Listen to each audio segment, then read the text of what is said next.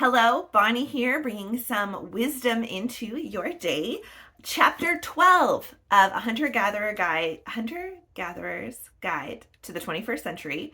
I'm just about done this book, and I'm excited to move on to a new thing. Also, because it is very overdue at the library, because I'm doing this week by week, and obviously should be doing it a little bit faster. Sorry, Kamloops Library, if anyone has this book on hold.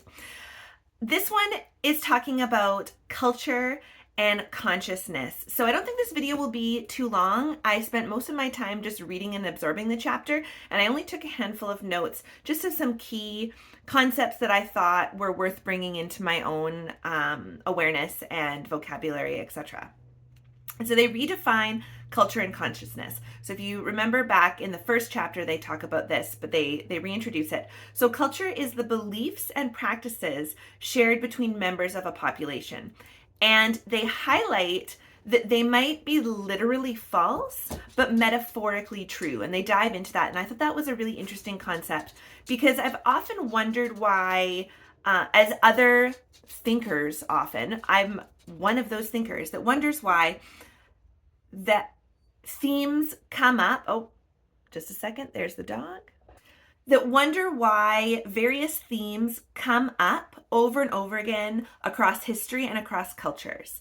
And so Carl Jung, the famous psychologist, he talks about different, oh shoot, now I've lost it. He talks about the collective unconscious and different avatars. That's not his word, but the different themes that come up through and pinpoints those as well. So this is a common thought that various philosophers have, and I think of it too. I make little connections between various religions and just various, like the way the science is talking about this and the way that this woo-woo nonsense is also talking about it. And wait a second, maybe it's not nonsense, that kind of stuff. And so that really hit me, that literally false but metaphorically true, and I want to think about that a lot more. And essentially, if you believe it, regardless of if it's true or not, if you believe it and it increases your fitness, then it has value to you, regardless of it's being literally true or not. And then they talk about consciousness. Consciousness is the newly packaged thoughts, the pieces of cognition that are ready for sharing and exchange with others. So those were the two definitions from before. They gave an excellent example of these two ideas in real time, way in the past, in a real world example. And they're from the, I'm sorry if I pronounce this wrong, Nez Perce people that migrated, obviously, to the quote-unquote New World and had to discover the difference between two different kinds of bulbs. So there's a kama and then there's the death kama. And you can guess by their meaning that one is very nutritious and one will kill you. And the kama is a bulb that you can eat. And so when you first encounter this new thing, it's obviously some kind of tragic trial and error process to distinguish between these two different things. And eventually, the way to identify between the difference becomes common knowledge. And so there's an example of consciousness in action where you're, proactively in the moment trying to figure out the information versus culturally when the information has been passed down and you've learned it. So that was an interesting example. And another thing that I've also wonder frequently about how the development of something has happened. So for example, there's that really expensive coffee that you only get after it has been eaten by a specific cat and then gone through the digestive system, and then it turns into this, so the coffee bean gets processed in the digestive tract of this cat. Who thought to try that? How did that come about? That's weird. So anyway, I've pondered these things in my free time, wondering. And obviously it's consciousness at its finest that turns into culture. And then we buy it because it's an exotic delicacy. Interesting. Humans are very interesting. All right. Then they talk about three different kinds of learning. And one of them is really obvious, and it's what people think of most with learning. But there's three different avenues. There's the totally, utterly brand new. So, farming, the development of farming is a great example of that. It happened three different times independently, which is pretty cool. Um, the innovation, like just we were hunter gatherers, and then they figured out how to farm. Ta da! Then there's the kind when it's you think that it's possible, but you don't necessarily know how it's possible. So, for example, the invention of flight. Obviously, various creatures could fly, and there was innovation that, hey, this is possible. Maybe it's possible with machines, and we'll figure it out. And then there's the standard kind of learning where you have what your goal is and you have the instruction manual because other people have already done it and they can teach you. And that is very culturally based because the ideas are being passed on. And it's what we think of normally as learning, which I thought was just really interesting to think of those three different kinds of learning, particularly because I have a young child and I lean heavily in on what can I teach him? What can I actively do to help him learn? And it makes me reevaluate and say, well, lots of people say that play is really important, aka essential, not even just really important. And like learning by discovery is really important. And I struggle with that because it's not as efficient. I really want things to be learned efficiently. Like we get to the goal efficiently. But when you step back a little bit, well, what actually is the goal? And is the goal to accomplish task A immediately, or is it to learn how to solve the problem of accomplishing task A indefinitely? And the second one is actually more important. So I'm going to lean more heavily into figuring it out on your own and developing the neural capacity to problem solve rather than let's just get task A done. I hope that makes sense. I was just thinking of that and telling you in real time. They also bring up a psychology experiment that I'm familiar with that is all about conformity. So if you know this one, they had various tasks, such as here's three different lengths of line, and here's this one, which one matches? And they had the answer really obvious. But what they changed in the experiment was it was a group of people and only one person was the participant and everyone else was in on, like it was rigged, they were in on it, and they were intentionally saying the wrong answer. And they were studying to see if you would conform to the group or not. And they found that there was a very small percentage of people that wouldn't conform.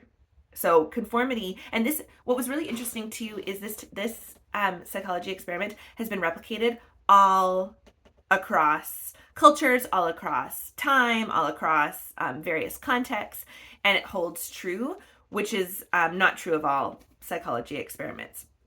So they brought that up, and they then talk about how they encourage you not to fall for it. So there's time when conformity is important, but in this like hyper novel world, we should lean towards sticking with what we know and challenging the status quo. And that's kind of how I like to live my life. So that one really stuck out for me. And then they touched on too how humans tend to be generalists that then specialize, and we kind of oscillate between specialists and generalists. And again, lucky for me as a like diehard generalist, the time to be a generalist is in times of uncertainty and hypernovelty. That dog. Just a second. She can't decide if she wants to be in the room with me or out of the room.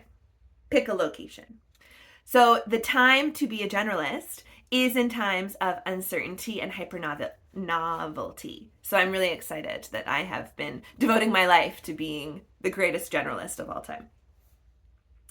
And then they gave a really great example that I'm going to end on with the literally false, but metaphorically true, and why we shouldn't just throw out any and all ancient wisdom just because on the surface it's literally false. And so in farmers in Guatemala plant and harvest their crops during the full moon. And the common belief is that they do that because the moon is magical and strong and creates strong plants that will resist pests, aka predators, bug predators. And so that to a weird Western scientist is like completely ridiculous.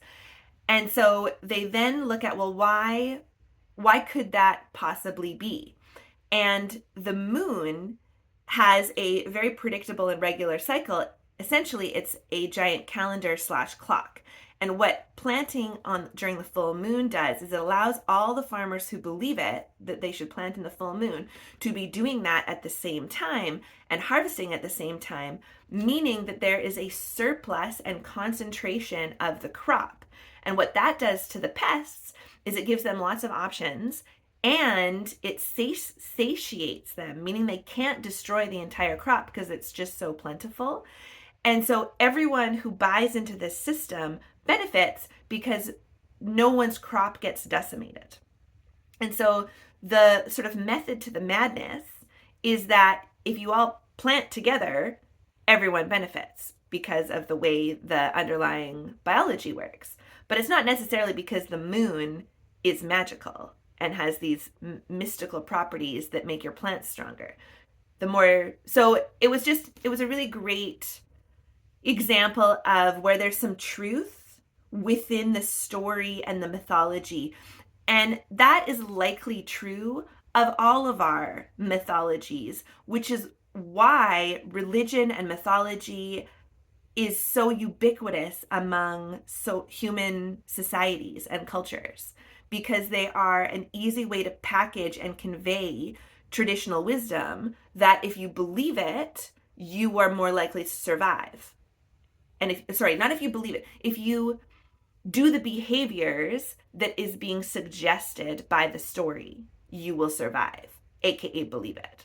So I thought that was a really great example of why that must be true. And I'm encouraged to go look at various mythologies there are in my life and what some of the underlying reasons might be and why it would be worth believing into it or buying into the behaviors regardless of sort of the messenger of it, and explore where everyone is really just saying the same thing.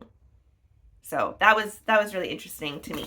I didn't write down what the my suggested fixes were, the critical lens. Let me just quickly they talk about the campfire again. And so their first one is sit around more campfires. And what they mean by that is engage in more conversation with other humans that your reputation is at stake. You are in your own integrity. You're really specifically saying your ideas with your identity. So you're forced to be truthful and respect everyone, all that stuff. AKA don't just be anonymous on the internet throwing poop at the wall, which happens.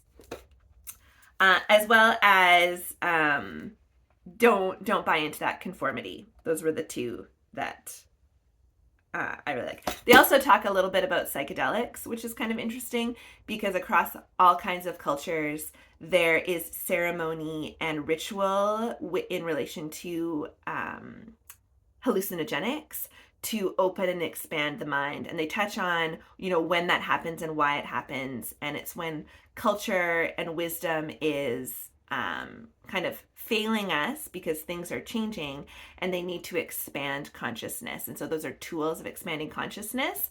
And they kind of encourage you to feel inspired to experiment should you want to in places where it's legal, but doing it as a tool for cognitive expansion as opposed to just recreational fun. So that was kind of an interesting point as well. Anyway, take care. Have a wonderful, magical day. And I will come back with the last chapter of the book and then we'll do something else. Okay, bye.